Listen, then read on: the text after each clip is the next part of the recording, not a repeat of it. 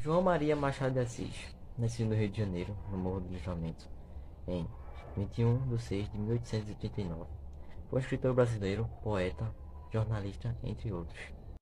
O senhor José Francisco de Assis e da senhora Leopoldina Machado de Assis. O escritor morreu em 29 de 9 de 1809, vivendo assim 69 anos.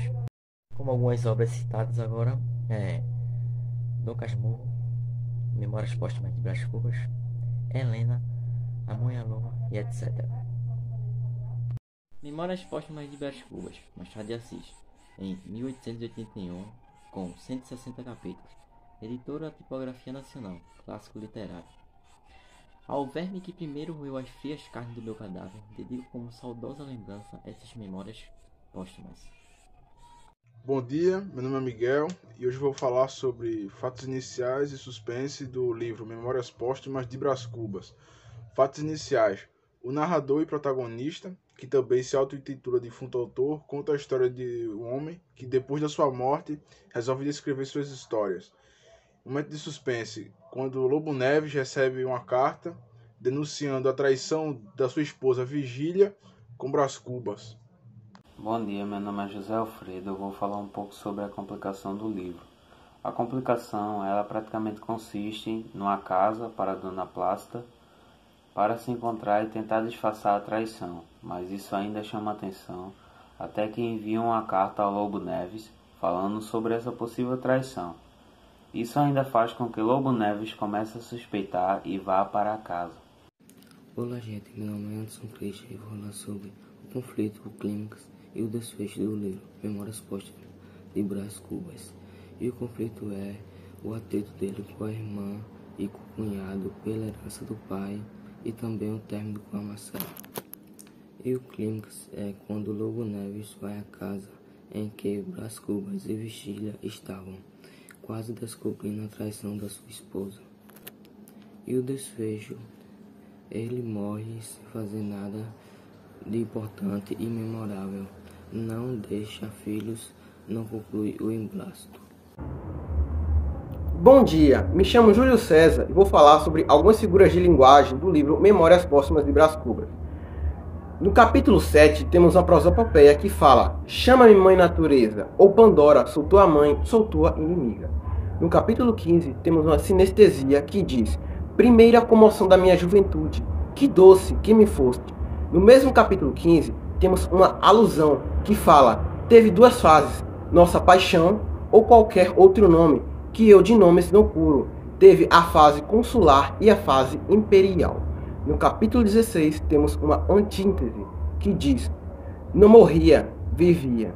No capítulo 37 temos uma metáfora que diz: quando a noiva, e o nome que dou a uma criatura que é uma joia. Meu nome é Matheus Victor e falarei sobre o tempo na narrativa Memórias Póstumas de Brás Cubas. O tempo da narrativa é cronológico. O protagonista conta a morte dele, seu nascimento, sua ida para Portugal, sua infância e a volta e o regresso dele ao Rio de Janeiro. No entanto, ela não segue uma ordem direta. De qualquer forma, ele também especifica o tempo. Por exemplo, no capítulo 12 ele fala: não posso esquecer de um galante episódio em 1814. Eu tinha 9 anos. O narrador em Memórias Póstumas de Brás Cubas é em segunda pessoa, ou seja, o próprio personagem. Nesse caso, o protagonista Brás Cubas. Por causa disso, ele não é um narrador muito confiável dos fatos, porque ele conta suas versões dela, e especialmente levando em consideração que Brás Cubas é um homem com baixo nível de caráter. A história é não linear, porque ele começa pelo seu fim. Por exemplo, no primeiro capítulo ele fala que morreu de pneumonia, mas já no capítulo 7 ele comenta que em 1806 ele foi batizado. Logo, a ordem não é direta. A respeito do discurso, é um discurso direto, pois o escritor ele coloca a fala exata do personagem e a utilização do travessão. Por exemplo, no capítulo 7, Brás Cubas pergunta: vivo? Perguntei eu. Ele naquele momento tem uma travessão e a fala exata do que ele falou naquele momento, assim como no resto do texto. Bom dia, meu bom povo. Meu nome é Caroline Correia, faço parte do 2º Eletro. Assim o afirmam todos os joalheiros deste mundo. Hipérbole, capítulo 16. Marcela amou-me durante 15 meses e 11 contos de réis, nada menos. Ironia, capítulo 17. Ora você, dizia, apóstrofe, capítulo 17. E a imaginação dela como as cegonhas. Comparação, capítulo 1. Era nada menos que fasciná-la muito, deslumbrá-la, arrastá-la. Gradação, capítulo 17. No capítulo 36, tem uma frase que se refere à perifrase. E via a aleijadinha perder-se no horizonte do pretérito. No mesmo capítulo, no capítulo 36, tem uma frase lá sobre o eufemismo. Em verdade vos digo que toda a sabedoria humana não vale um par de bostas curtas. No capítulo 88, tem uma frase que se refere à catecrese, que é o diabo da asma não me deixa. No capítulo 89, refere-se à onomatopeia. Ele se expressa, gemeu o enfermo. No capítulo 67, refere-se à anáfora. Na parte que ele fala, um só mundo, um só casal, uma só vida, uma só vontade, uma só afeição. No capítulo 68, se refere-se a zeugma, na parte que ele fala, nhonhô manda, não pede. No capítulo 69, se refere-se a paranomasia, na parte que ele fala, tomei tanto tártaro, que fiquei tártaro, e até rei dos tártaros. No capítulo 53, ele se refere a paradoxo, na parte que ele fala, prólogo de uma vida, de delícias, de terrores, de remorsos, de prazeres, que rematavam em dor de aflições, que desabrochavam em alegria. No capítulo 84 se refere-se à metonímia, na parte que fala que valia para ela o livro dos 7 selos. No capítulo 119 se refere uma frase a quiasmo, matamos o tempo nos enterra. Olá gente, sou Carlos Daniel e eu vou falar um pouco como os personagens são apresentados nesta obra. Brás Cubas, nosso protagonista, é filho bastardo da família Cubas, é o narrador do livro, conta suas memórias escritas após a morte e nessas condições é o responsável pela caracterização de todos os personagens. Vigília é o grande amor de Brás Cubas. Temos também Marcela, que é o amor da adolescência de nosso protagonista. Eugênia, como o nosso protagonista chamava, a Flor da Moita, foi uma das suas pretendentes a casamento. Só que ele não quis pelo simples fato dela ser coxa. Nhalolô foi a última possibilidade de casamento para Brás Cubas. Ela é uma moça simples que morreu de febre amarela aos 19 anos. Dona Plácida foi quem ajudou Brás Cubas e Vigília em seu romance. Lobo Neves casa-se com Vigília e tem uma carreira politicamente sólida, mas sofre do adultério da sua esposa, Vigília, com seu amigo, Brás Cubas. Temos o Quincas Borbas, que é o melhor amigo do nosso protagonista. Olá pessoal, eu vou falar as características do protagonista, Brás Cubas, filho de uma família rica, o que lhe permitiu não ter a precisão de trabalhar. Em sua infância, ele era um menino muito travesso, como diz no livro, um menino endiabrado. O seu pai o mimava muito e ele maltratava os escravos e era mal educado com os adultos. Em sua adolescência, ele se apaixona por uma mulher interesseira, como mesmo diz no livro, Marcela me amou durante 15 meses e 11 contos de réis. Agora eu vou falar sobre as características dos antagonistas, começando por seu melhor amigo, Quincas Borba, teórico do humanitismo, doutrina a qual Cubas adere, e ele morre demente. E temos Lobos Neves, o que se casa com Virgília e tem a sua carreira política sólida, mas sofre o adultério da sua esposa com o protagonista. Bem, agora eu vou falar sobre o desfecho de cada personagem, começando pelo protagonista. Braz, ele é apresentado como uma pessoa que não conseguiu almejar os seus objetivos e se encontra à beira da morte e por fim, entre delírios e divinas, acaba a falecer. No desfecho de Virgília, agora, é apresentada como alguém que amou seu marido, mas traía o mesmo com o protagonista. Então, o desfecho de Lobos, morria com o pé na escada ministral, correu durante algumas semanas que ele ia ser ministro e esse foi o seu desfecho.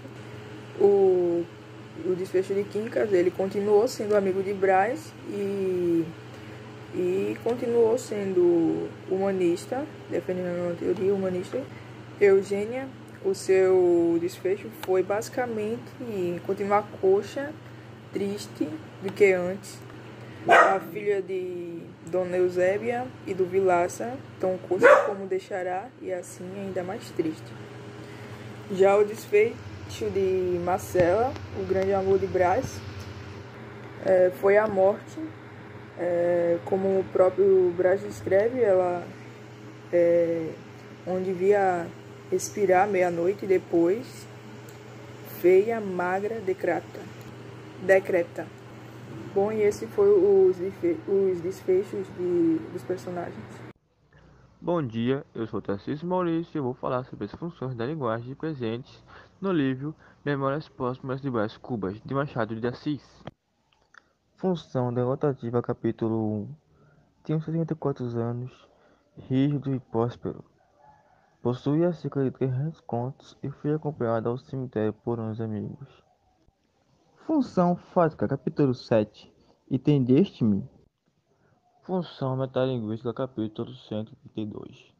Citando o dito da Rainha Navarra, ocorre-me entre o nosso povo, quando uma pessoa vê outra pessoa afurrada, costuma lhe perguntar-lhe: Gentes, quem matou seus cachorrinhos, como se dissesse, quem lhe levou os amores, as aventuras secretas, etc. Mas esse capítulo não é sério. Função poética, capítulo 11. Minha mãe era uma senhora fraca, de pouco cérebro e muito coração, assaz crédula, sinceramente piedosa. Caseira, apesar de bonita, e modesta, apesar de abastada, temente as trovoadas de um marido. Função emotiva, capítulo 12. Meu pai puxou-me as orelhas, despressadamente, irritado deveras com a indiscrição. Mas, no dia seguinte, no almoço, lembrando no caso, sacudiu-me o nariz a rir. Abejeiro, abejeiro. Função conotativa, capítulo 9. Venha para o humanitismo. Ele é grande, regaço dos espíritos, o mar eterno em que mergulharei para arrancar de lá a verdade. Questão 6.4. No capítulo de clímax da obra, reconheça 6 estruturas oracionais de período composto. Cite a página e capítulo. Bora lá. Primeira frase. Fecha subitamente a janela e exclama. Frase do capítulo 104, página 90. Oração coordenada, sintética, aditiva. Segunda frase. Tempo houve em que cheguei a supor que não dissera aquilo senão para que ela me detivesse. Frase do capítulo 105, página 91. Oração subordinada, adverbial final. Terceira frase. Ponderei que era arriscado, porque ele desconfiaria da visita tão próxima. Frase do capítulo 106, página 92. Oração subordinada, adverbial causal. Estou aqui para apresentar a oração do período composto no livro do Machado de Assis, Memórias Póstumas de Brás Cubas. No capítulo 106 eu irei ler um trecho aqui. Refletia comigo se não era melhor ter fechado vigília na alcova e ficado na sala, mas adverti logo que seria pior. De início já encontramos uma conjunção subordinada adverbial condicional. Refletia comigo se não era. O se é uma conjunção subordinada adverbial condicional. Em seguida ele diz: refletia comigo se não era melhor ter fechado vigília na alcova e ficado na sala. Mas adverti. O mas é uma conjunção coordenada adversativa. E depois ele diz: mas adverti, logo que seria pior. Logo que é uma conjunção subordinada adverbial temporal. Então, só nesse capítulo e nesse pequeno trecho encontramos orações subordinada e oração coordenada, formando assim um período composto nesse livro que se encontra facilmente